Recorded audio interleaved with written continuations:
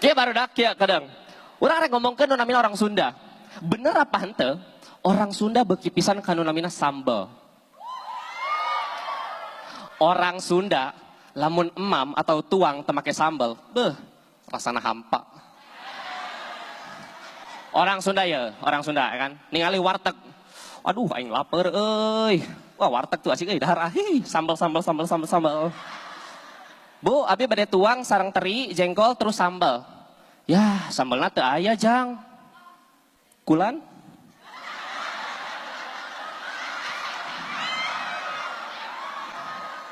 Ibu nyarios naon tadi? Sambelna henteu aya. Coba ulangi sakali deh, Ibu. Sambelna henteu aya. Ibu please, Ibu lah ngawadul, Ibu.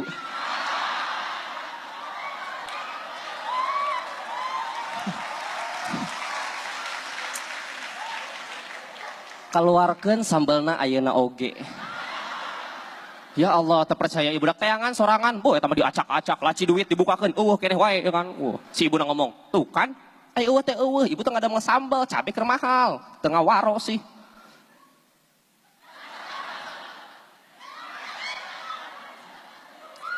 Abi kecewa ke ibu.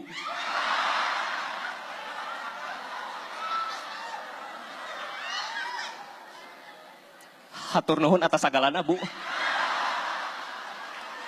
Kunaon bahasa Sunda jadi bahasa anu ngadiskriminasi? Kusabab orang Sundana embung make bahasa sorangan, terutama anak muda tah. Cenah mah alasanna kieu lamun make bahasa Sunda di kota, kesana kampungan. Halah, babangus ya lah. Ulah kitu. Kereta orang pernah di kampus ya kan. Aya lalaki awewe jeung awewe. Eta mah bobogohan sigana. Sigana eta orang Sunda. Cuman teu make bahasa Sunda. Jadi manehna mun ngomong sok-sokan make bahasa Indonesia, tapi logatna logat Sunda. Awewe na ngomong ya kan. Kamu mah aku teh pengen ini teh apa ting namanya? Ngejo. Makan. Aduh lupa makan. Aku teh pengen makan. Makan.